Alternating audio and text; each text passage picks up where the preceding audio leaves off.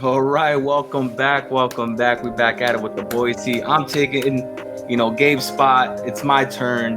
Got to get my shine back. Your boy's here doing the It's intro. my If turn. you didn't know, I'm JoJo. You already know. You got your boy Julian up there. You got Gabe, Texas finest, and the boys are back. Texas We're back together. Episode 85, Real Fans Podcast. First off, I just want to thank everyone.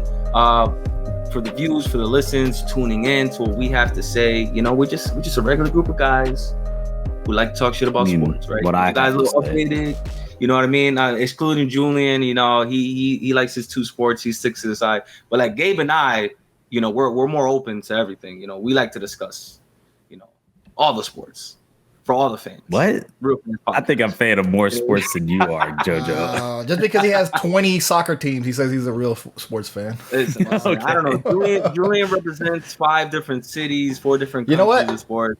Yeah. We call that bandwagon around here. I don't want to dog him. You know why? Because you know what? He brings another perspective. He represents something that I don't follow. He brings it to me. I'm like, okay, I'm more informed. So thank you. Hey, also check out Real Fans, the Real Fans FC, because they have that soccer podcast over there. Julian, tell them about that. All the recordings you guys are doing. That's a fact, man. Episode coming out tomorrow for that. Going on. You said episode tomorrow? What we got going on tomorrow? Well, I guess by the time this was recording, it'll be the day before, so you guys will already see it. But yeah. We appreciate all our fans, even the soccer fans. Julian, get into it. What's up? You want to talk even the about cricket fans, the cornhole fans, all of those. So obviously, as always, let's talk about the kickoff the show with some NFL, some American football, and the recently new kickoff rule. I don't know if you guys heard anything about this, Gabe. What do you know about the kickoff rule? I know absolutely nothing. So you're bringing it to the table. You got to inform me. Teach me like I'm 5 years old, because I know nothing about this. I heard a small little 30-second, segment on it. Didn't really tune in, but I'm still shocked that year after year in these last few years, NFL has been making changes, whether they're, for the better or for the worse. They're trying to be proactive and I guess, making the game even better than what it is. So, yeah, and player safety and all this other stuff. Yeah. So basically, they're pretty much changing the kickoff, something that they've been the same for decades. I mean, and we all said like when the XFL came in and signed that deal with the NFL, that it was going to be like its guinea pig, like it was going to be testing things out, trying things out. And this is going to be kind of the first thing that we're kind of getting in this new partnership is the new kickoffs. It's not exactly the same, but it's pretty similar. So basically what happens, so there's 2 changes to the kickoffs and then kickoffs from safeties. So as for the standard kickoff, which is what we're going to see the most, you can now catch a fair catch and immediately go to the 25-yard line. Before, your fair catch would only count to where you're standing at the moment, or you let it go for a touchback and go to the 20. So are we talking kickoff here or we're talking punts? Kickoff, not punts. You could do a fair catch now for a kickoff. To go to the 20. You always could, but you never saw it because they always kicked it in the back. It was always worth running it. It was always worth running it. Like if you caught it at the 5, you're going to run it because you're not going to like stop at the 5 and do a fair catch. So now you can fair catch and go straight to the 25. Now, NFL projects that these kickoff returns are going to be reduced with the new fair catch rule by 7%. Yeah. So basically, what they're trying to do is reduce. How do you feel about that? Do you think that's better for the game in a sense? Like, don't we want to see? So here's kind of the reasoning behind this. So it says they believe that will lead to a 15% drop in concussion on those plays. So one of the reasons why XFL tried to do these things in the first place and change it is that some of the hardest impacts, and I mean, if you go to YouTube right now, look at the hardest hits in NFL history, a lot of them are from kickoffs. A lot of running full speed because from the other end. You're running full speed. You have a lot of practice squad guys who aren't starters, so they're going all out, full speed from like 40 yards from each other and just hammer each other in. So what they're trying to do is come up with a way to like stop so much of those hard hitting collisions from full sprints. What XFL did was almost kind of made it like an onside almost to where you had your whole line of defenders in front of you and then you're only like 5 or 10 yards behind them, and then they would kick it off to you, and then you would immediately run with your defenders in front of you. Versus like historically, everybody's kind of separated throughout the field, and then you have these large gaps.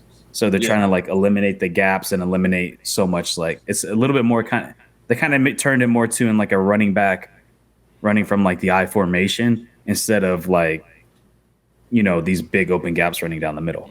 So they kind of did the best of both worlds in not doing this. But I guess, Gabe, I'll start with you. What do you kind of think? Oh, also too, a lot of people in the NFL world aren't happy about this. They feel it's helping offenses lately, which is what the NFL has been doing for the last like 10 years, is helping offenses. He said this game is turning into flag football. Yeah. So, Gabe, let me know what you think of all these. Overall, okay. I forgot to mention the safeties. So when a defense gets a safety, we all know what a safety is, correct? So instead of points and they get a kickoff. Oh, the kickoff, yeah. Yeah, and you get the 2 points and then you get the ball back. So instead of kicking the ball from the tee from the 35-yard line, the team must put the ball in play with a free kick, punt, drop kick, place kick from the 20-yard line. So basically they're moving it back. So instead of the 35, you now have to kick from the 20.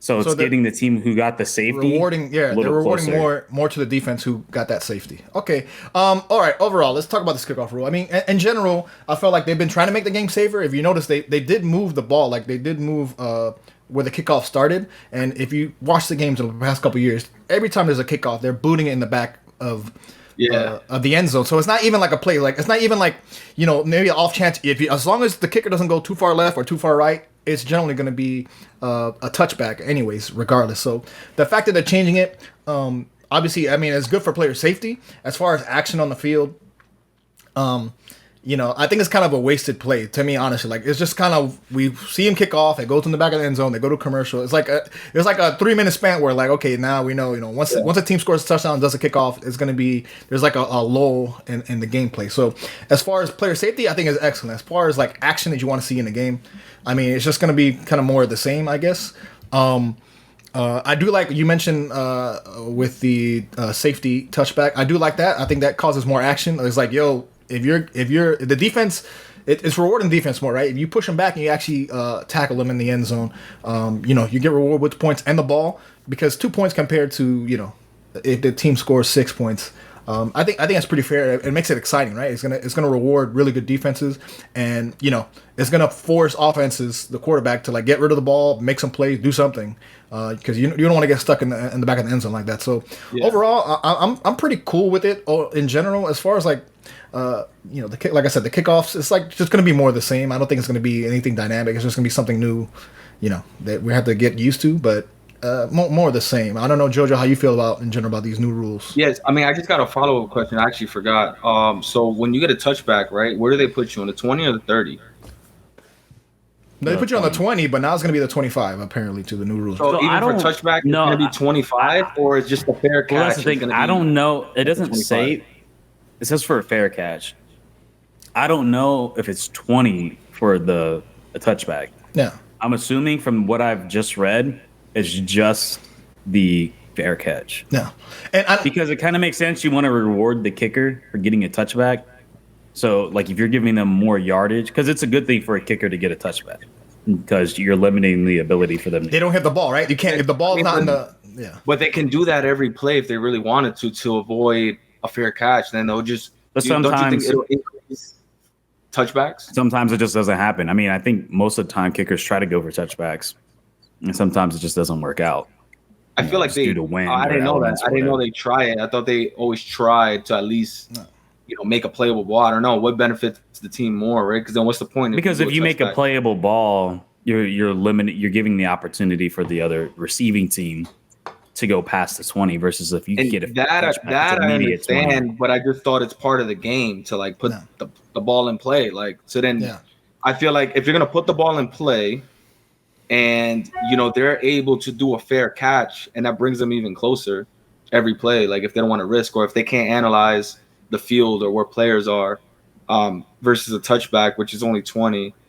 I don't really know how I feel about it. It's less incentive to kick the ball into play. Then you're just gonna kick touchback if it stands at 20 yards, right? Because then you rather take the 20 than 25. And like you said, what it is basically put it in play. It's kind of penalizing the kicker for not getting a touchback, because then if the kicker doesn't get a touchback and it doesn't hit the touchdown line, they get an extra 5 yards. That's what I'm saying. So then there's less incentive to put the ball in play, which I feel like we're gonna see more touchbacks. Which, by the way, can we talk about this as well? Like, also, I mean, I can see that, because I think ideally, you want to kind of get the front of the touchdown to kind of feel like, oh yeah, I can get this. Because if you hit it the back of the touchdown, then it'd just be like, nah. But if you kind of get like that 1 yard line, like touch line kind of thing, then it's like, all right, we got him back far enough to where we could probably get him before the 20. Yeah. I guess it makes it exciting, I guess, for the kickers, but also I think it's going to, in general, kind of like dumb down like the special teams, right? The special teams receiver, the guy in the back. I don't know how Julian, how you felt last year about, the guys receiving these punts. Like, I feel like it's kind of been done down. I don't remember, if you think about all the great, receiving guys, I'm thinking like, Dante Hall, I'm thinking of Devin Hester, these guys that are like, if your punt team is out there, these guys are out there, like they can make an exciting play. Like maybe they can turn around, give you extra yardage, or even run it back to the end zone for 6. But, now when I see the punter, it's just going to be like, okay, this is going to be done. It's going to be a touchback, 20 yards, 25 yards. It's not going to be, I don't know, it makes more excitement on the field for gameplay. So, how you feel about that? So punting, from all I'm seeing, is that it's going to be the exact same.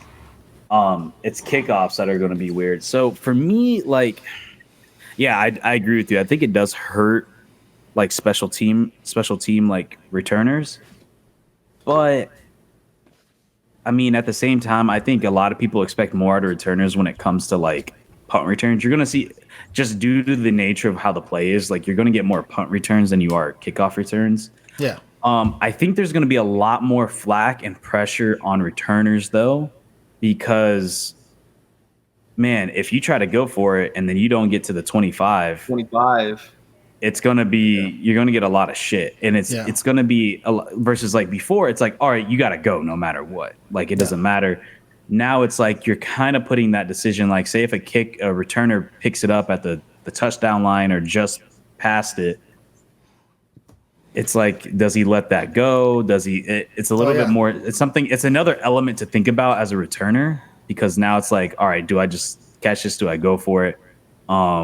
So I think adding that extra element, I can see what they're getting from, where it's going to reduce the amount of. It seems like what they're trying to do is stop returns from happening without actually stopping it. That's what I was trying to get to. It sucks because it's like it's one of the most exciting plays. It can be, but also that's why they don't want to get rid of it, because everybody knows one of the most exciting plays in all of football is the return. Yeah, it is just the nature of it going. It's also the most dangerous. It's also the most dangerous. Like you said, the defense is going back. They have to go back and then turn around, and then the guy's sitting there underneath looking up for the ball, and there's guys, 200, 300 guys, they're running full speed at him. It is the most dangerous play, so I understand the safety concerns for it, but also this kind of dumbs down their job as returners, kick returners. I don't know, just me personally. We'll see. I think it's going to be something we'll get used to, and it'll just be like... It's going to be weird. It's definitely going to be weird. Yeah. And then as for the safeties, I like this. I mean, I think you should get rewarded more. It's super hard to get a safety in the NFL, and I'm all for them getting more of a incentive, more benefit, Especially, I mean, at the end of the day, defense needs to get these rules in check, like get some into their favor. So much has gone to like helping the offense. Let the defense get some love. Pass interference. We don't know what a catch is and shit. It's all kind of shit. Do you think Andy Reid and all these other coaches and players are overreacting though about it turning into flag football? Listen, Andy Reid, you got Patrick Mahomes. You don't have to worry about no kick returns, my guy. Okay, worry about that offense. You got a bunch of players. Yeah, I will say I'm worried about my boy Agnew. He's probably the best returner in the league right now. He's so I'm saying he might be more diminished. Those returners might be more diminished. But I mean, there's still a benefit for a guy breaking 40. You know what I mean? So it's like I said, it's all about. I think it's going to be a lot more decision making. Hey, we might even see more like formations and block formations, because it's like, all right, no matter what, maybe the special teams coordinator is like, no matter what, we're returning this. Like, we're going to do this formation. We all, like, I don't know, hit the left side, let so-and-so break a gap right there. We've seen like from this footage, from this, like maybe we can leave a gap. Maybe it's a little bit more strategy from the special teams coordinator as well. It's greater risk and reward as well, right? Because you can play it safe every time and go to 25, but then hey, if you run it back, you can get to the 50 beyond. Like, you know what I mean? Especially game time situations, right? You might need that extra yardage, right? You might not want to rely on your quarterback at the 25, right? Depending on who it is.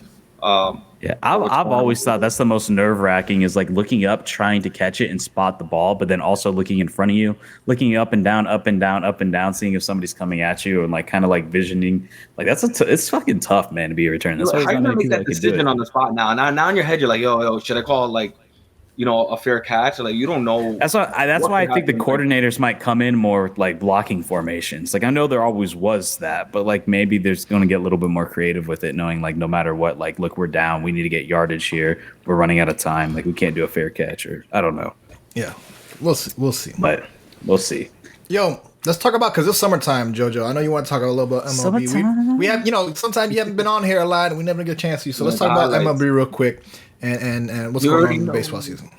Yeah, man. Yo, let's get these standings up. Let's see how we're doing. Let's see how Gabe's Marlins and, Julian's Marlins, a.k.a. Cubs as well, because I can't keep up with the guy. Yankees, one of the hottest teams in baseball right now. We got a little run this month of May, man. We're back in it. We went from last place in our division, in which when we were last place in the AL East, we actually still had a better record than all the other teams in the other divisions. So Central and West. So Yankees in a good spot right now. Yeah. Moved on up. Tough loss to the Orioles last night though. So, but let's get these standings up and then see how we're doing. I think the Yankees have been doing pretty well. I think the surprise team of the season has been Tampa Bay. Tampa Bay is just on fire right now. They're winning 71%. Oh my God! Did you see how bad they lost to Toronto? Yeah, they lost like 20 to like 1 or some shit. Oh my God, that was insane. But right now they're at top of the standings, obviously in contention with the Yankees. I just want to bring them up there. Orioles also playing surprisingly well, number 2 right now. But we're just touching summer. We're about to get into June. July is going to be very hot as we head, towards, we're almost like a third or almost halfway through. We're like 60 games. Halfway. I mean, we got 182 games. We're quarter of the way through. But yeah, man, if you really look at the standings, so obviously Tampa, best team in the league right now, highest win percentage, and Yankees only 6.5 games behind. So that's fantastic. We are in one of the toughest 114 divisions run differential with the AL East. So I think every team in the AL East right now is qualified for, aside from Boston and Toronto, but we're in the wild card, or obviously they clinched. So if you guys take a look at this from both divisions, what team has surprised you the most, other than the Rays? We just spoke about them. And who do you expect more from at this point in the season? I'm gonna just go out and say Miami is kind of surprising me right now. They're 500, but are we talking about AL or NL? I'm talking about just teams and teams. I'm gonna go with Miami. Like their record of winning like 1-run games has been pretty impressive so far in the season. I'm not going to over exaggerate. I'm not going to hyperventilate on their record right now because they're right now they're 500. Probably not going to they're probably going to be fighting for the wild card because you see the Braves obviously perennial right now. Mets, they've spent the most money on any team. So I'm gonna give a shout out to my Miami Marlins. I'm not going to hyperventilate right now. Just saying, hey, I see you this part in the season. Also, who do I expect more out of this season? I'm looking at the Padres because now we have Tatis. Yep. Tatis is back. Yep. He's been playing. Their hitting has been pretty decent. It's been okay. But I'm looking at that team. If I had to pick a team that's not the Miami Marlins, I'm going to be picking the Padres. I'm going to be watching them for the rest of the season. So I'm looking at them right now, and they're pretty low in the standings right now. But we're just hitting the summer. We're just hitting the summer. Honestly, listen, you got Soto, you got Machado, you got Tatis back. Like that's that's a lineup, man. That's an all-star lineup, and their pitching is pretty good. And LA continues to dominate year after year in the division. I know it's early on, but of course, who's sitting in first place right now? The Dodgers. Yeah. San Francisco, 6 games behind. San Diego, 8 games behind. And which, yes, I know it's early on, but when do you plan on getting this cohesiveness and win streaks going with your team? Like, listen, last season, they were 14 games behind LA. They stuck it to the wild card and then actually beat LA, in that matchup after the wild card in the best of 7 series. So anything can happen. But still, like, how many years you're gonna play second fiddle to the Dodgers? Like, this got to be your year to clinch the division. No, I will say for me, I'm not. I'm kind of on board with Gabe with the Marlins, but not really. I kind of expected the Marlins to be at this point. I mean, this is kind of where they were last year, and they did get slightly better, and they are playing slightly better according to the standings. Outside looking in, last year in the wild card, they were kind of close, but then towards the end of the season, they let go. But now they actually are in the wild card spot as it stands. I expect them like fighting for the wild card spot, so I'm not terribly surprised there. It's kind of where I pictured them. To me right now, and look, I don't know what they did in the offseason, but I know they've just been ass for years now. But now it seems like they're fighting for like a playoff spot. They seem competitive. They're competitive. Yeah. Competitive. I'm not saying they're the best in the world. They go on their little runs, right? I'm not talking about the Marlins. I'm talking about the Pirates. Oh, the Pirates. The Pirates have been terrible for years. And now, well, no, I was saying I agree with Gabe in the fact that, like, this is kind of where I expected the Marlins. I'm not really surprised. Okay. The team that surprises me, because they've been bad for so many years, and I don't know what they did in the offseason, was the Pittsburgh Pirates. Only 2 games behind the Brewers, 25 and 24. They got a run differential of plus 13. Like, I don't know what they're doing. I haven't seen a single game from them, but I'm looking at the standings right now, and I'm like, wow, the Pirates are, like, kind of in that fight right now. I don't know if you guys know anything that's going on with them, but like they've been bad for years. I know they re-signed the biggest story. The biggest story I know is they re-signed McCutchen. McCutchen was probably one of the best players. And he comes back. The legend. I don't know if he belongs. Yeah, I don't know if he's as good as he was when he first started playing with him, but that was the biggest story. I mean, that'd be something to watch. I'm gonna keep an eye out for the Pirates. You know, the 13-11 away, the 12-13 at home. Like I'm looking at this. I'm like, wow, the Pirates usually they're always at the bottom. Obviously the Dodgers. I agree with you. The Padres, but I think they're gonna come back. They're gonna bounce back, 100%. The thing with the Marlins is, man, that minus 149 run differential, because that's the problem with the Marlins. They'll lose big, and then when they win, it's like a one-run lead. Close games. It's super close. So, that's going to hurt. Argue, Julian, I am actually very surprised where the Marlins are right now, because if you actually look at the individual teams in their division, it's pretty shocking. And, like Julian said, they were in this spot, around this time last year, right? In baseball, it's a long season. This shit's a journey, 162 games. Like, how long can you hold that, right? Even the Mets last year, they were first place in their division the entire season, and then dropped the ball at in the last month to the Braves for the Braves to clinch the division. But look, so you got Atlanta here, World Series champions in recent years.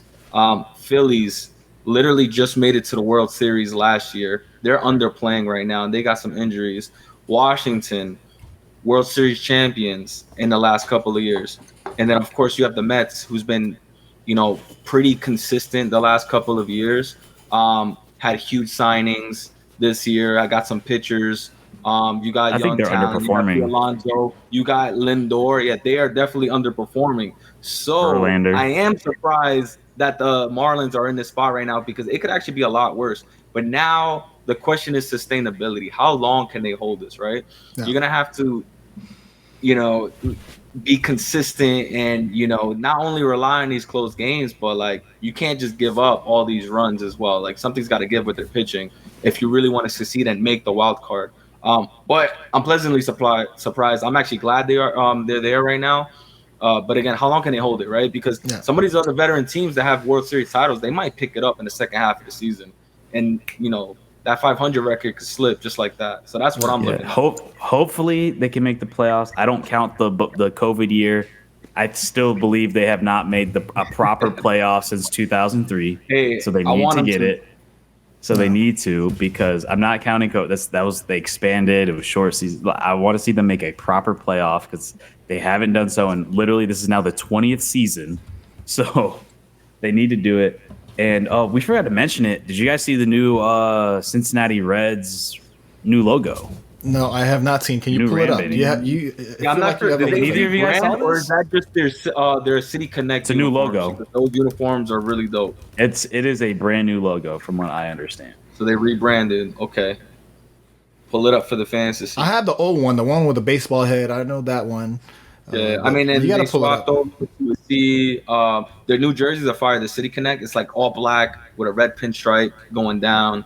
It's dope. From what I understand, this is the new logo. Let me pull it up. Is this like potential or this is like official? Because I'm not. They put it on Twitter. They're like new logo. Series. Oh, like a new jersey, the kind of thing. Well, yeah, MLB now has been. Oh, maybe it is. like, Okay, maybe you're right. Maybe you're right. Yeah, I think it is this. City Connect.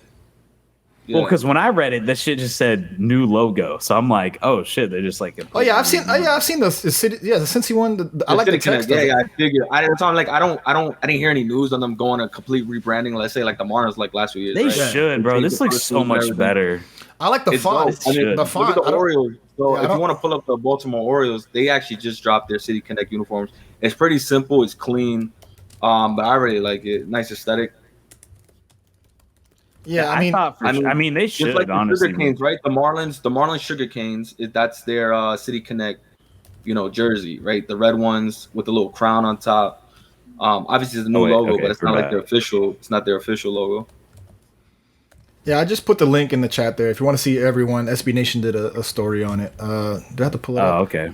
So they kind of rank the tiers, but that was actually part of like the new Miami logo. They had the sugar one, like the the Cuban team. Since okay, I didn't know. I thought it was the new the way it came off was like it was like a new logo. I don't know. And then also for baseball news, when it. Did we lose Julian? I lost Julian. Oh, Julian tapped out real quick. Listen, man, they had to cancel. Listen, Cincinnati. we had to exclude him out. You know what I mean? Me and Gabe just wanted some private time here on air with y'all. So, oh wait, you guys hear me? Oh, now I hear you. Okay, yeah. Okay. I don't know. That was weird. Like everything's like freezing. I don't know. Whatever. I was saying like, do y'all think? Well, first off, Oakland's not helping themselves in the standings. They're 10-41. Listen, minus 183 run differential. Right now. Are they going to Vegas? Of course. I think they've been trying to ask for the fans have been trying to ask for them to sell the team. I think that's inevitable. Man, is atrocious. That stadium is so bad. That's probably the worst stadium in all sports. That's why the NFL kicked the Raiders out. Can't be worse than Tropicana. I heard Tropicana is like top 3. Well, the problem with, and I don't know if you guys know, like the thing with the A Stadium, that stadium's from like the 70s, and I don't know if you guys remember. I'm sure Gabe does because the Marlins and Dolphins used to share. But like during that time, it was like normal to have like these multi-use stadiums, like the Astrodome, all that. So it was very common. So it's like this weird, just like straight circle. It's not like an actual like baseball field or a football field. So like and they're like the only team. So I think the Niners had it too. A lot of cities had it, and they're right now. The Oakland is the only team that still has that type of stadium left, where it's like this multi-use thing, and that stadium is a shithole. So, I mean, I don't know. I think, man, RIP to Oakland. They're not just losing one team; they've lost every team. They got the Warriors went to San Francisco. The Raiders are now that's Vegas. across the highway. It's not too far. I mean, it it's sucks. Not the same though. But whatever. Yeah, Raiders gone. But the other guy left is the bum ass A's. The only thing they live up to is Moneyball. Or they have to go for him was the Moneyball. This year ain't Moneyball year. That's for sure. Boys, I think we wasted enough time, boys. All right, because we're all out here. Listen. Julian, you got your hat on. I got my little beanie on right here. Jojo, you're wearing we got to talk about some NHL because last night was one of the most amazing games.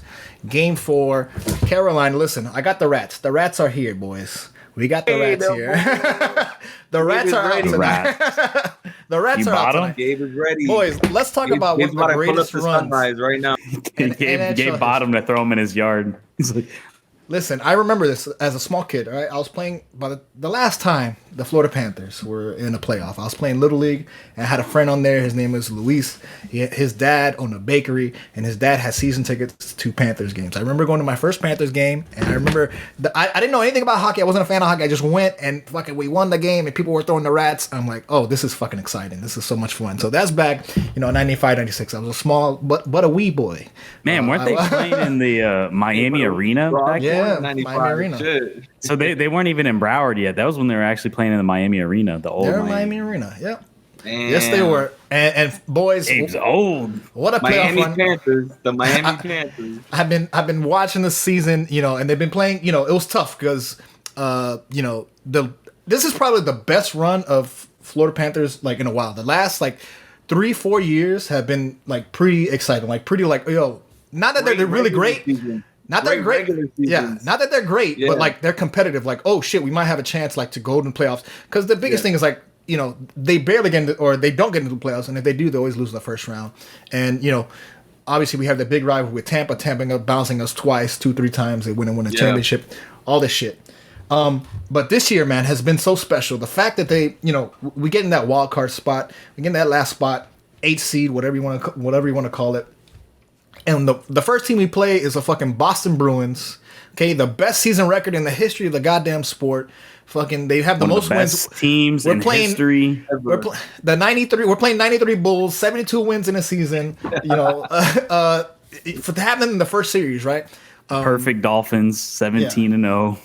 And it was a struggle. We had to go 7 games. We beat them, passed them, get to Toronto. Toronto, like I said, this after not even just 7 games, after being down 3-1 in the series. Yeah.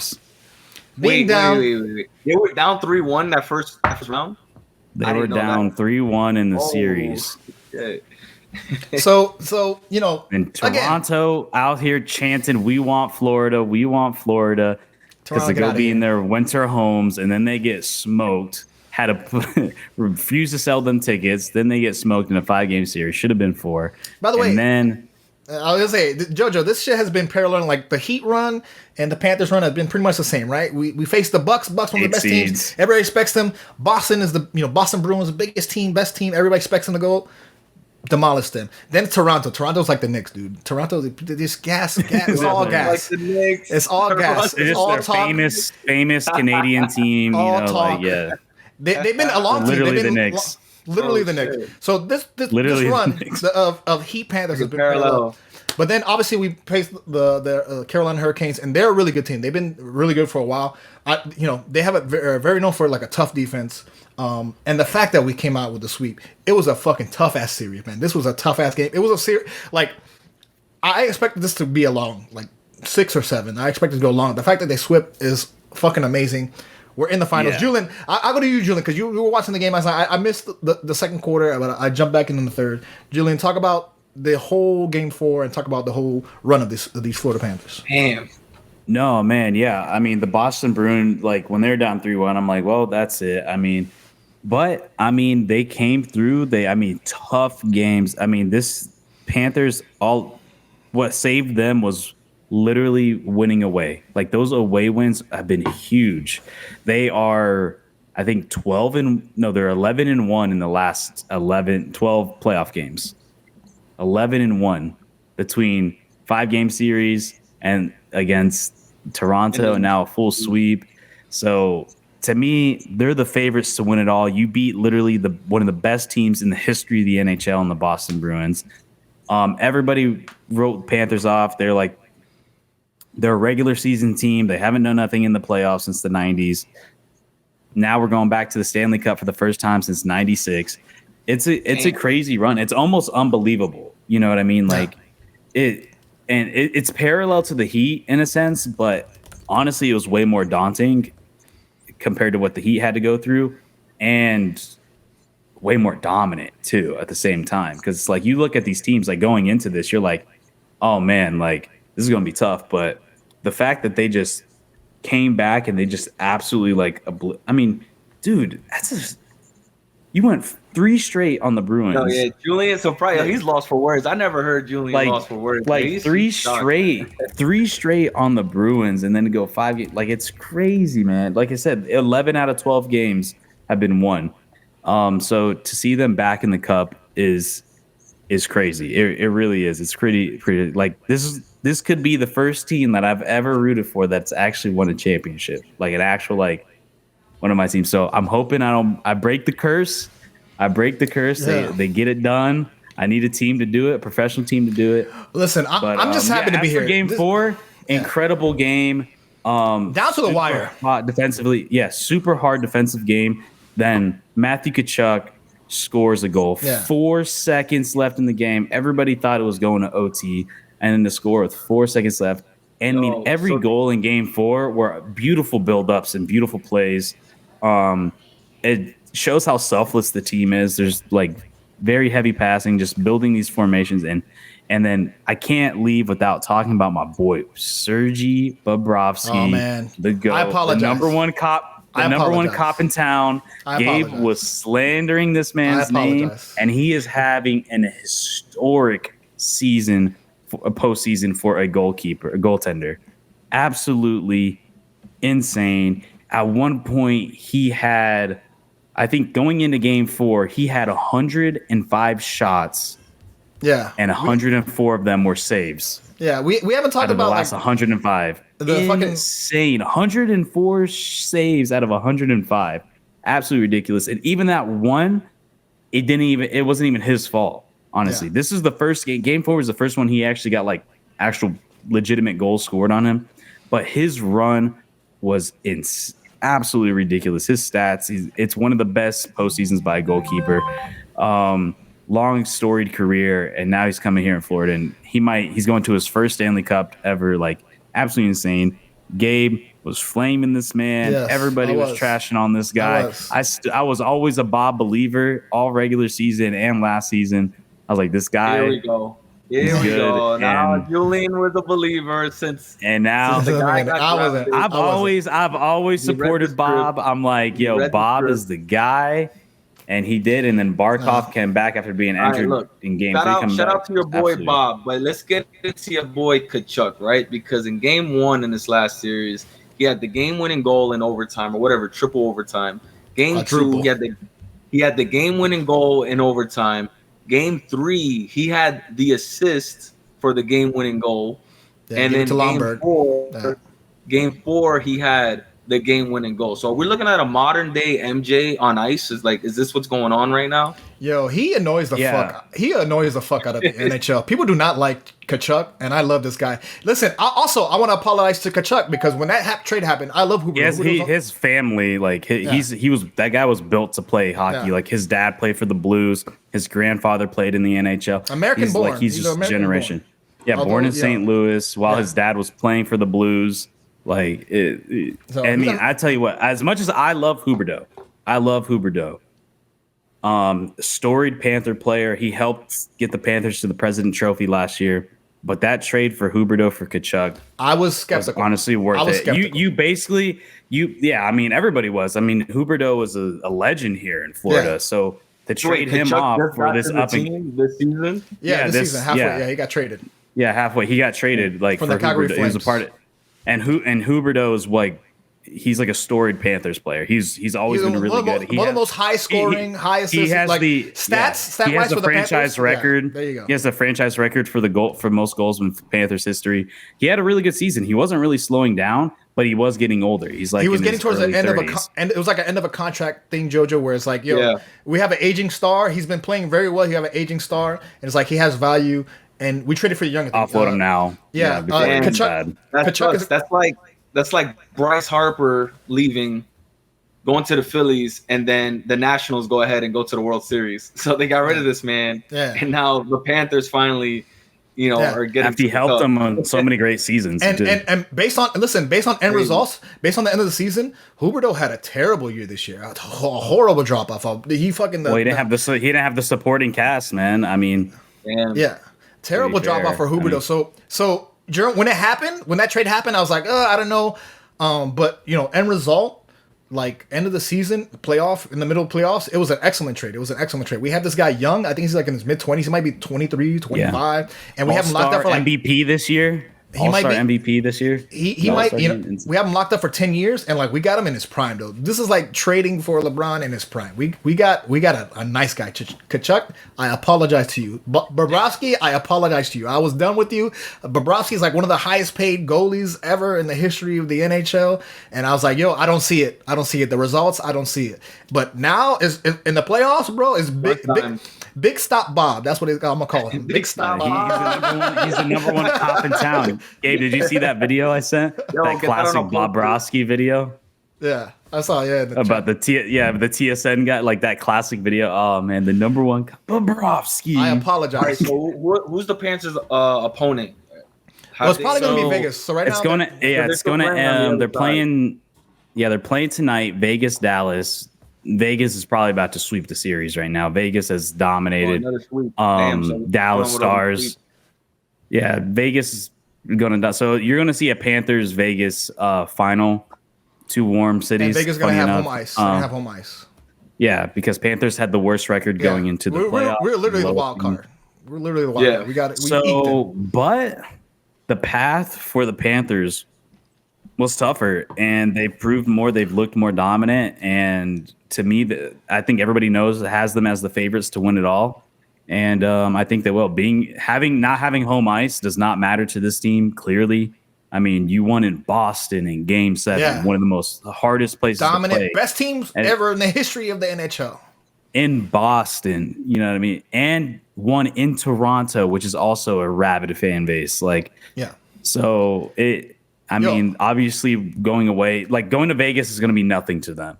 We just beat literally the Bruins in Game 7 at away. And by the way, I'm a root for the boys, but listen, this has been fucking Cinderella this season. The fact that we barely eked in, like I said, we beat Boston. I was like, oh my god, this is fucking unprecedented. Yeah, this is what it should have been last year. Yeah, what it should have been last year. Last year, such a good team, dominant team, President's Trophy. This is what it should have been last year. The team, for the most part, remained intact, other than Huberdeau and Kachuk trade. A lot of people were even surprised that we even made the wild card. We should have been a higher seeded team in the first place, due to the talent that's on this roster. They still barely squeezed in. A lot of people thought we were all washed, but it shows that the talent is still there at the end of the day. Panthers were always a good team. They just couldn't piece it together in the regular season. So now to have it all come together into fruition, like I said, I'm happy. We might be having a celebration. We're playing with house money right now, dude. Fucking bring out the rats. To me, it's not. I love this season. I don't give a damn. You gotta win. No. I don't give a damn if they win or lose. It's crazy to think about. Miami can become a city of champions once again. Like you have two major sports teams that could potentially go. Well, one's in the final. One can go to the final, and we're sounding like LA right now. We're looking like Tampa right now. Nobody expected us. They didn't expect us. And you're both 8 seeds. That's the crazy thing. So remember when Tampa won with Brady? The Rays made it to the World Series as well. LA when the Lakers won. The Dodgers won as well in 2020. That was really dope. Tampa recently, all three. Tampa, the Lightning won. So back to back. The Lightning won back to back. Yeah. Miami, we have our shot out here, which it's just gonna be crazy. If I had to make a comparison, I'll compare this to the Heat, where it's once Wade got here, Wade is we're getting past the first round. We're getting past the second round. He's like, I'm done losing in the first round. That kind of thing where it's not that they're the greatest team, they're not the best team, but they're competitive. It's not that, like I said, we're not the 96 Yankees or something. We're a small team, but we have a chance to compete. Not that, we're going to make the championship every year. Just we have a chance to compete, and it's something to root for. As a fan, I feel like this is amazing. Julian, I disagree with you. Regardless of the results this year, I'm so happy. We've gone farther than anybody expected us. And I'm happy that, yes, I feel like we have a chance. The future looks bright for the Fuller Panthers. That's just my opinion. Well, I'm saying now it's all right, you got to win this. You have to win this. I get house money after you beat the Bruins, but now after Gentlemen sweep against Toronto, sweep against Carolina. Sweep, You gotta end the Vegas Knights. Like I agree with that point, right? Look at the road, right? You got through the toughest team. Now the Heat, it's like the Heat are playing with house money, but like, you go JoJo. No, I agree with you. At this point, man, 4 more games. What's 4 more games? And 4 more. You know, compared to your competition, right? It's not like you're going against Boston in the final where you're the super underdog. That's the difference. You know what I mean? You're not going against the best team in the league now. You took down the Dragon.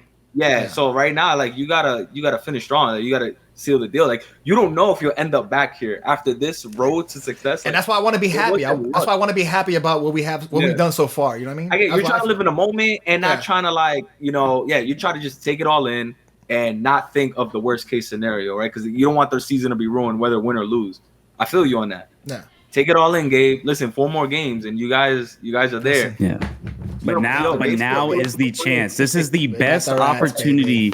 This is literally your best opportunity you've had since '96. Like it is there for the taking. Like it's like you said, it's not like you're going up against Boston in the final. Yeah. Like you had, this is like you've already took down the hardest opponents. Now it's just finish it. It's not like, and we can switch over to basketball soon. It's not like the Heat where you still got to go against the Nuggets. They go against the Nuggets. This is the best. That's tough. Like you can live with that. Now your season's a success. You have nothing left to prove. Yeah. That's what I. But if it was the Heat against like the Lakers, then it's like you got to go for this. Like you got to win this shit. Like.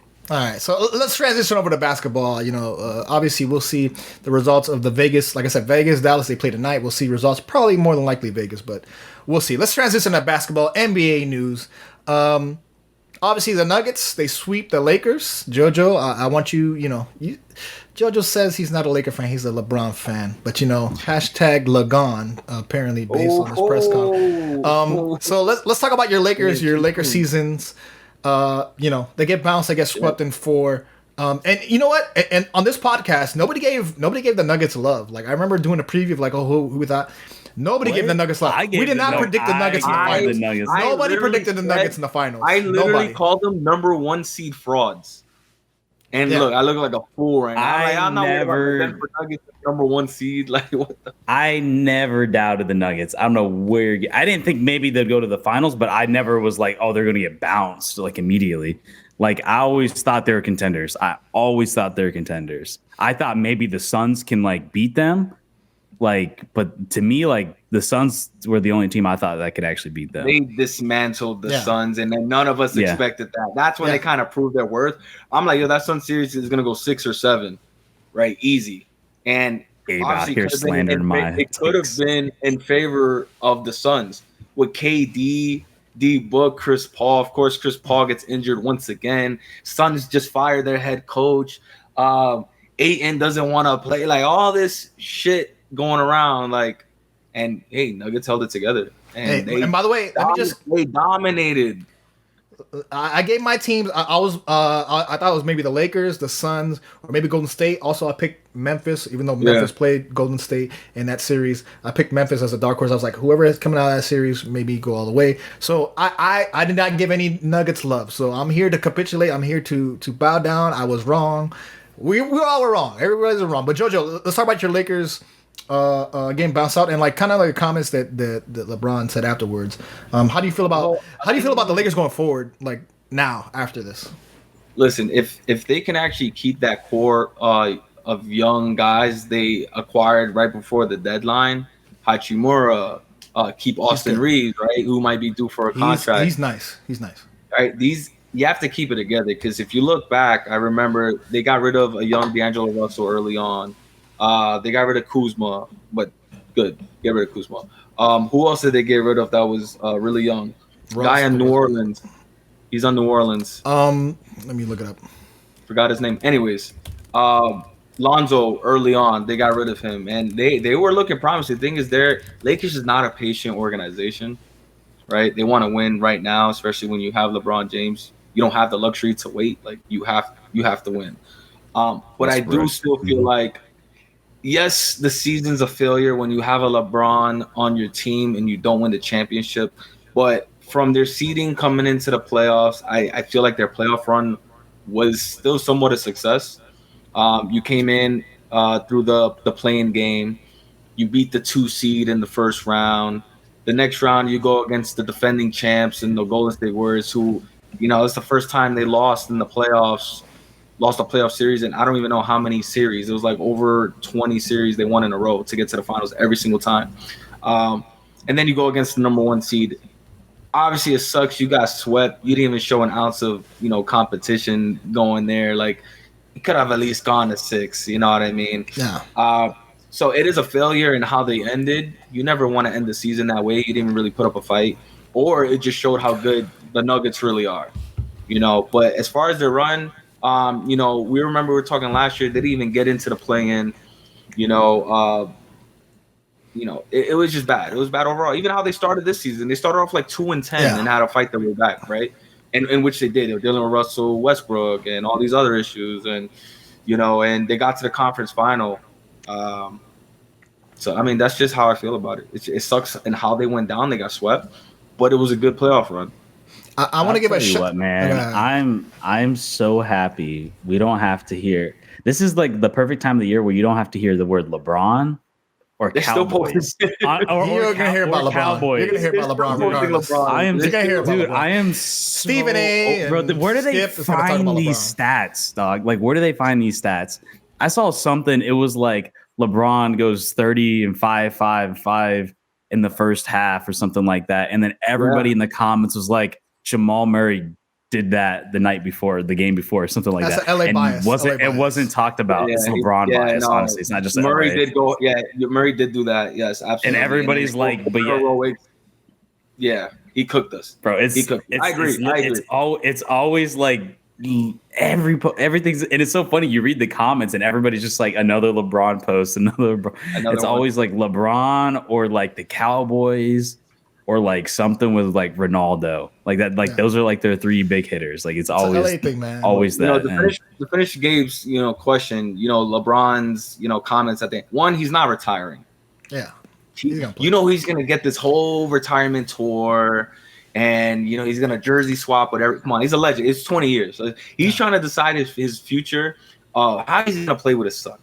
Right, so he still has to wait another 2 years at least. So, like, is he going to sign an extension? I think he's in his last year of his contract. Like, what is he going to do now? When Bronny gets, drafted, he has a high chance of being a lottery pick. So he's probably going to go to a shitty team. Which, who knows? He could take a minimum contract, go play with his son, and when LeBron's on the team, you're automatically in playoff. Contention regardless, right? He's gonna do Le GM. He's gonna get some people going. I mean, didn't the Lakers miss like half the playoffs? He was there. I mean, so he was. Then the bubble. I mean, they missed one. The first year they missed, I believe. He had like a. I thought they missed 3 times, didn't they? I know they missed at least twice. They definitely missed twice. I thought it was 3 though. They missed 2 out of 4, and at least one of them was a play-in, and they have one championship. Yeah. So I mean, that's one was terrible. A play-in too. So this year, how much? Yeah, that's what I'm saying. So it's like, how much like weight do you put into that too? Hey Jojo, let me ask you this, because they're talking about him possibly getting an extension, waiting for his son to get to the NBA. How about LeBron going to college? Like big news is Bronny, he got into was it UCLA or USC, some California school, USC. I forget. USC. He got into USC, and you know what? LeBron's never been to college. He has eligibility. True. He has eligibility. True. He could play a year or 2. You go in there just Ohio State. Break. Pull a Stetson Bennett, like a Stetson Bennett, like 27, like fucking college. Damn. Hey, what's his name from? All right, so he played with LeBron. He was in New York. He's a New York player, but now he's in college. He's at North Carolina A&T, NCA&T. Now he's playing golf. J.R. Smith. Yeah, he got the NBA. Smith, but I didn't. He got eligibility. I was going to say J.R. Smith, but I didn't know he was a college athlete. Oh, he's a college athlete. He went back to get his degree. He's competing in golf, like legit. Yeah, he's doing tournaments. And he's legit, like apparently really good. He's kind of like Steph Curry. Steph Curry apparently really good at college. Yeah, he's really good golfer. Yeah, really good golfer. So, what about that possibility of LeBron going? Now that he's I think that would be dope, and it would just add on to his legacy. Everyone says they talk shit and make jokes. Like obviously LeBron got drafted. He's a winner, dude. It's funny, bro. It's hilarious. I think imagine LeBron going to Ohio State to really cement that legacy over there. He wants to play football, whatever, football. I don't think he can play football. MJ retired for 2 years, wants to go play baseball. I don't see why LeBron can't just take a little break. 20 years. What more does he have to prove? Like he just now at this point. I don't know why he wants to keep on playing. Multiple MVPs. You know what I mean? I don't know why you would want to keep on playing. He's still better than 90% of the NBA. That's what he says. And you know what? I believe him. I believe him. It's a fact. He made another All NBA team. He's still top 15 in the league. He's an third All NBA team. And by the way, I want to give him his flowers. Listen, thank you, LeBron. You gave me so many great years. 2012 to 2014, whatever, those 4 years or whatever. You gave me great years. I love you. Thank you. I know you hate Miami. You're not a Miami guy. You fucking went back to Cleveland and then you went to LA. Listen, I love LeBron, but as long as you're not wearing a Miami Heat jersey, I'm gonna root against you. I'm gonna root for your downfall. But I want to appreciate greatness. I want to appreciate greatness. Thank you for all the years. You've been from 15 years old to however you're 75 years old. You gave us great basketball, great player. LA should keep his team. That maybe make a couple moves. To me, his comments after the season is just like he's putting pressure. He's putting pressure on the organization. He's putting pressure on Jimmy Buss. He's tightening the screws. Like y'all got to do something. But that's a little LeBron move. Listen, I've seen the moves happen when he was in Miami. He did the same shit. He's trying to boss around Pat Riley and shit and get his buddies in. Bro, thank God. He's like, yo, Pat Riley, do you want to coach? No, because listen, thank God he never fired Eric Spoelstra. The culture is white. If they would have listened to him, the Heat wouldn't be here right now. If they listened to him, like I guarantee it. All right, so let's transition. Oh, go ahead. Wait, to carry on with LeBron and all this, and he should apply this pressure because why in the last 4 seasons with LA? I mean, he could take blame too. I'm just saying. We're used to seeing LeBron at least in the top 5 of the standings. Why are you these last few years 7 seed, 8 seed? Like, no, we're not accustomed to seeing that. And I know the West is tough. So it'll be a different narrative in the playoffs if the Lakers were a 3 seed, dominant 3 seed throughout the season. They've been battling uphill for the last 2 seasons. Well, so I think a big problem was credit for this playoff run because I'm like, dude, like they literally went a freaking play-in. Like it wasn't like, oh, yo, we're the 2nd seed. And we've been dominating all year, and we're expecting to win. Like, it was not like that at all. Yet they talk about the Lakers all the time in the media, and I understand that. But, like, if you really look at what the team was, like, were they going to win a title? We had those hopes, but... Yeah. Here was the problem.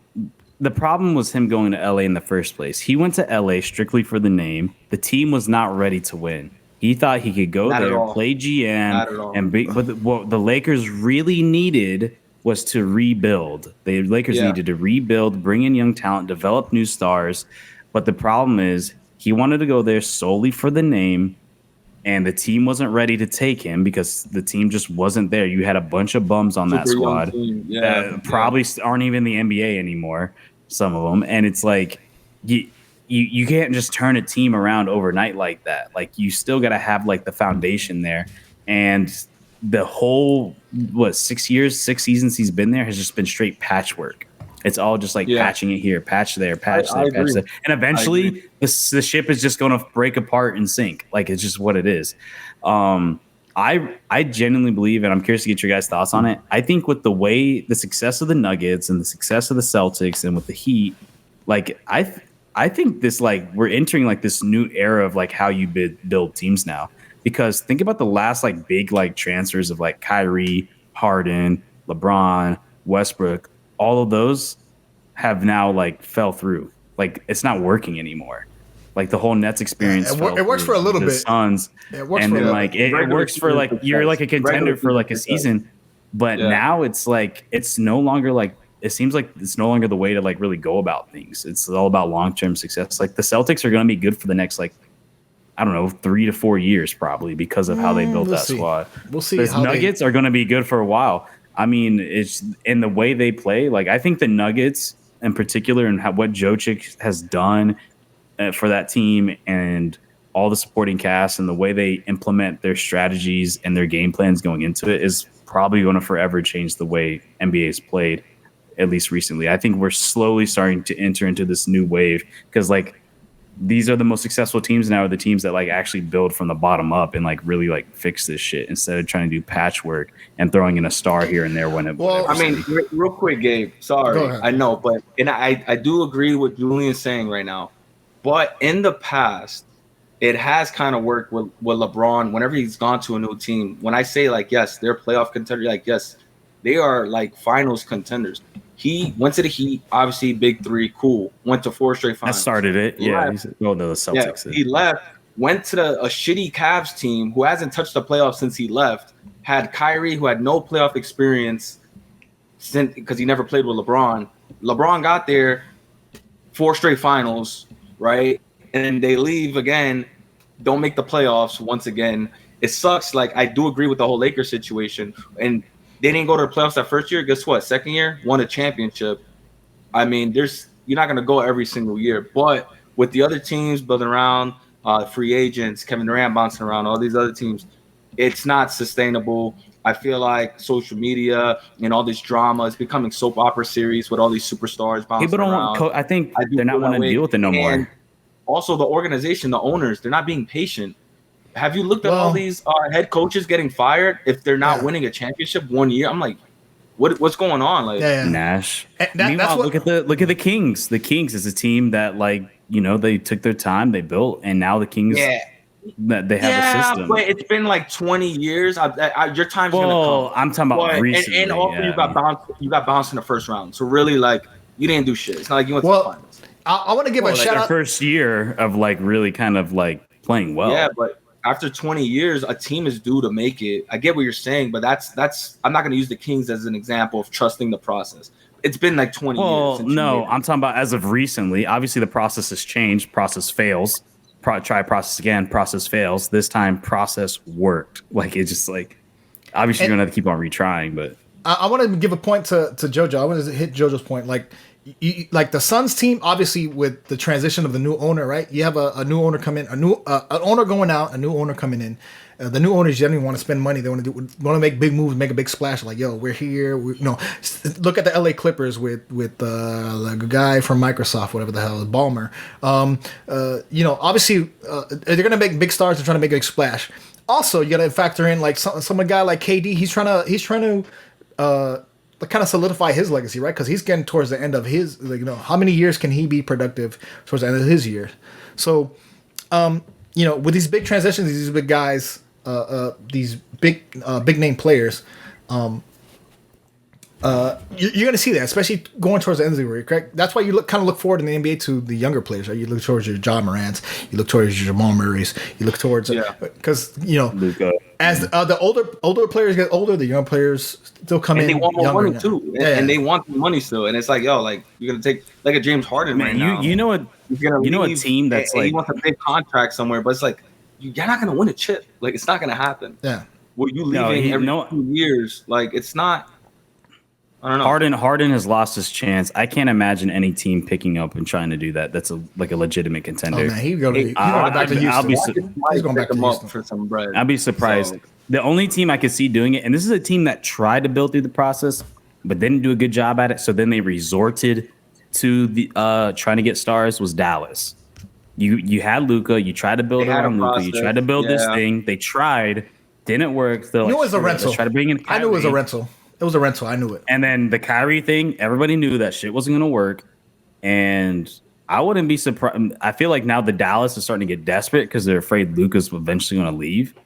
I mean, they got rid of Brunson to New York. He went off. Yeah, he's good for them. He's good for the Knicks. They were lacking on that, and he's good for the Knicks. They gave up pieces they didn't need to give up, and they just folded late in the playoff.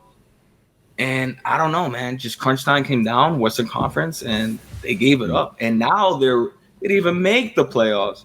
You didn't even get in. Yeah, that's pretty. So crazy. let's talk about the East. We haven't even gone over to the East. We haven't talked about our Miami there. Heat. Listen, I'm wearing my goddamn shirt. Can we talk about the Heat already? Because we're here, Game 5. Tonight, Game right? 6. I'm sorry, Game 6. I'm sorry. Tonight. No, today's Game 5. Game 5. It's Game 5. Don't you preach Heat in 5? Yeah, what you saying? Heat in 5? I was confused. Listen, I knew they won. He's already predicting 6. That's what I'm hearing. No. Let's see, you're getting me completely wrong. Let's talk about our Miami Heat because we've been watching JoJo. I don't know how much of the series. I don't know how much going into the series of Miami Heat going against Boston. Listen, as far as the Heat run that we've seen, obviously you beat Milwaukee. I did not expect a lot of Milwaukee. Obviously you have a hurt Giannis. Giannis is hurt, but we get through Milwaukee. Then we beat the Knicks. And then right now we're facing the Celtics, which is probably the second best team in the entire East. But we win in Boston. Game 3, they're demolished at home in Miami. They win a Game 4 in Miami. Pretty because they gave up that run at the end. If they didn't give up that, it was a game, the entire game. He had the advantage, and then they gave up that 20-3 run, or something ridiculous. Yeah, something like that. Yeah, Heat led the entire first half, and then as soon as the third quarter came around, they just completely lost touch of everything. Boston started getting it together. Jason Tatum was hitting it.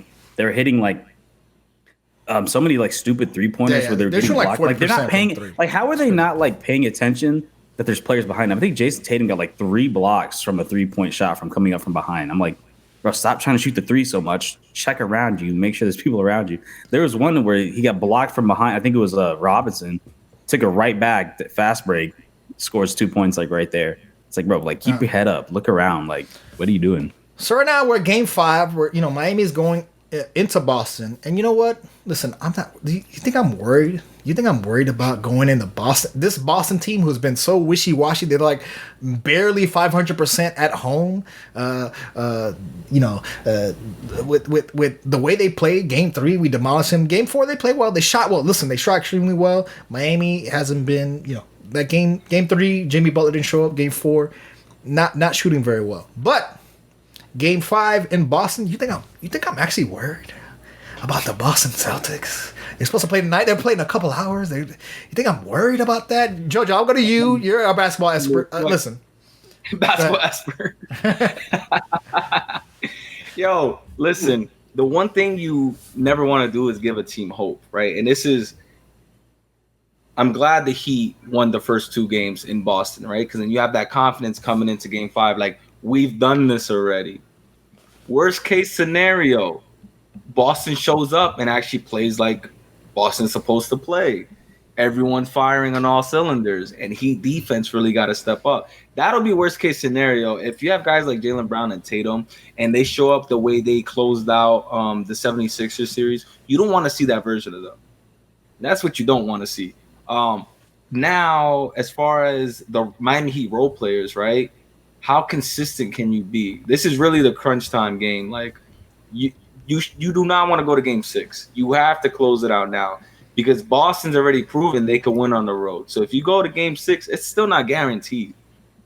And remember, you are the 8th seed. And I know they're still rooting you guys in the underdogs, and you're proving that. But have we seen the best version of Boston? That's the question. We haven't seen their best in this series so far. You don't want that game where they actually show their best because then they're going to look like a real number 2 seed. So I don't know if it's the Heat's defense that's been holding them, holding Boston down, or just I don't know what's going on, with their squad that they just haven't been clicking. I'm not sure. I've been watching the games. He's just been dominant. But I do say they have to close it out tonight. And here's it out tonight on the road, and watch out for those runs. You cannot give up a 20-3 run. The comment I want to make is in going into the series, because going into the series, obviously we're coming in as the AC, whatever. We're coming in as the bottom seed, barely get into the playoffs. We get dominated. The Bulls beat us at the end of the season. Atlanta beats us. We should have won that game. We would have been a higher seed. Whatever. So going into the season, as we go into the Marvel series, I'm like, yo, we have no chance. If you go back into the podcast, go download, go view the other videos. not looking very good for the season. But when we actually played Milwaukee, I'm like, yo, we actually got a chance. We get through them, and it's like I've always said this comment before. The Miami Heat have to play perfect basketball, not because they will win. They have to play perfect basketball because they'll have a chance to win, right? And that's how I feel about this series. The way that we went through Milwaukee, the way we went through Milwaukee is the way we go through the Celtics, who have been the teams that have been preseason. They've been the 1 and 2 number 1 and number 2 teams that have been predicted like being playoffs. During the season, number 1 and 2 teams. In the postseason, number 1 and 2 teams. They had to play perfect basketball to get a chance to even that they might win the series. Not that they're even keeled, because I feel like Boston has a better talent team. You look at the paper, you look at the regular season, they have a better team. But in this playoff is a different. Don't look at the regular season. Erase all that regular season shit. Playoffs is a whole new season. Julian, I don't know how you feel about that. How you feel about? Well, I mean, that's the big problem with the Heat. It's like not all the role players show up. It's like half of them show up and the other half don't. And then the other game, it'll flip-flop. The guys who didn't show up now show up, and then the ones that did last game, they won't show up this game. And then a few games, they've all shown up. And like you're saying, if they want to get out of this round, which they probably will, but then if you want any chance of competing with the Nuggets, you have to play on all cylinders. All your role players need to do it. I'm sorry, Kyle Lowry with 5 points, Duncan Robinson 2 points, Max Strus 9, Kevin Love 6. Like, you need even Bam with 10. Like, you need more of that. Like, Bam played 35 minutes, got 10 points and 5 assists, 5 rebounds. 0 assists. Like, I get playoff Jimmy, and Jimmy can take you a long way. But at the end of the day, you need all those role players to step up. I did say that if Boston wins that game 4, then you're going into Boston. I can almost see them winning and then go into game 6. I said Heat in 6 from the jump, even with that 2-0 lead, because I thought the Celtics were going to split away, and now you're going back to the Garden. Like, I don't know, it's going to be tough. You need your role players to step up, man. Like, the only one that really steps up off the bench is Caleb Martin. He's the only one that like consistently comes off and like actually like contributes to the team. Like, listen, you need more out of your role players. I believe they're going to get out of the series, but what I'm scared of is that you guys haven't seen the best Boston team yet. Okay. I don't know if that's how you feel. I don't know if that's how you feel in games 1 and 2. Like, hey, maybe Boston did play really well, but the Heat just played better. Yeah, I mean, that wasn't the normal. Like, Jason Tatum's not going to do 0 points in the fourth quarter every night. They keep talking about Jason Tatum. That doesn't happen like that. And you know, it took 4 games, or it took whatever. Yeah, 4 games. He's been he disappeared. A fucking ghost. Yeah, if Jason Tatum's in the fourth quarter, a ghost. It's like you're playing 5-on-4. So, you know, and he's supposed to be this big guy. You know, we're a top talent, and you know, I like Jason Tatum. I would love to have him on my team, but in a playoff series against a tough team, disappear. You actually played well. Thank you, Jason Tatum, for showing up in Game 4. Now we're playing Game 5. Can you sustain that for the next 3 games or this game? Yeah, I mean, they got the game pattern now. So I feel like. Do you feel like for real? I know Celtics are down. Do you still feel like it's more pressure on the Heat at this point? No, are you crazy? More pressure. We have to win 1 game. All right. Boston has to win 3 games. Boston has to win 3. We have to win 1. You think either if we don't win tonight, you think we go home and we lose?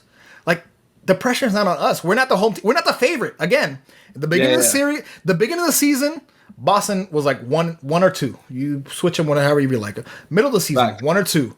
End of the season, 1 or 2. Going into the playoffs, 1 or 2. Why are they down 3-1? If you've been the favorite all year long. How is that possible? No, yeah, I agree with Gabe. Most of the pressure's on the Celtics. Like this is a team that we got 1 game to win. Come on, dude. I'm not afraid. We just won 2. We won 2 games in Boston. Why am I afraid of going to Boston to win a game? These games, they're terrible. They're like 500 or around 500. Yeah, and they're not solid. This is not 08, the 2008 it's not 08. Celtics. What the fuck? Why am I worried? This is the reigning Eastern Conference champions too. So it's like. Listen, they're expected to go back. Yeah. With the same team. The same team. I think Jimmy tonight, closeout game, right? We need to see playoff Jimmy 30+ points. Bam needs 20+, 1 or 2 role players to get in, and this game's a lock. This game's a lot. Yeah, I think the Heat win by 5 or 6 points. That And Bam by the way, yeah. 10-point game is like what hurt them. Bam, he needs to get 20 or more. He has to. And listen, the one person I don't have to worry about is Jimmy. On this team, we worry about, is Stru showing up? Is Robinson showing up? Gabe Vincent, is he shooting well? He's been terrible in the beginning, but he gives you good points at the end or good defense at the end.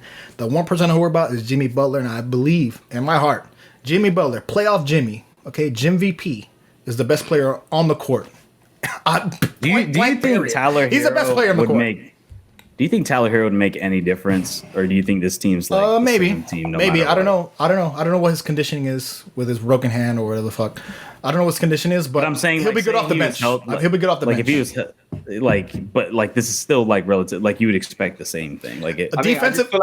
I just feel like defense liability. You're saying, and like his shot selection, right, might ruin the flow of things. Maybe he still hasn't showed up in the playoffs since bubble, pretty much. Maybe, possibly, I don't know. We'll see tonight. But that's the thing, man. You guys watch it today, and we'll see the results next week. Because when he posts this, we'll see the results. Oh, he's a Heat in 5. Yo, you talk shit because you said Celtics in 7, but we're not gonna talk about that. We're not gonna talk about something that the listeners don't listen to. Listen, we appreciate y'all. Thank y'all for checking us out. Real Fans Podcast. We're in the middle of playoffs. NHL, NBA, MLB, NFL, all kinds of shit. Julian, talk about NFL, the Real Fans FC for soccer. Real Fans FC, man. We're doing, obviously, Champions League final coming up, so check out our predictions on those. I know we got roasted. Well, me and my boy Tyler got roasted for picking Real Madrid over Manchester City. Wow. All these random ass British fans came in and just the nerve of you. Yeah. Meanwhile, our other co-host Adam went with City. So, but now we're coming into the final. We're gonna do some predictions and also to CONCACAF Champions League as well. So yeah, a lot of coming to the end of the season. So a lot of things are coming to a close in Euroball. So, and then probably fully focused on MLS and summer transfer window. So if you want to see big incoming transfer news, you know where to find it, man. Real Fans FC. We'll see what happens with Messi. Listen, I'm skeptical of what happens with Messi, but yo, we appreciate y'all checking us out. Thank you for subscribing to the YouTube. Thank you for the downloads. Thank you for all the podcast views and subscriptions. Thank y'all. Appreciate it. We'll see you next week. Peace. Peace out, everybody. Let's go Heat.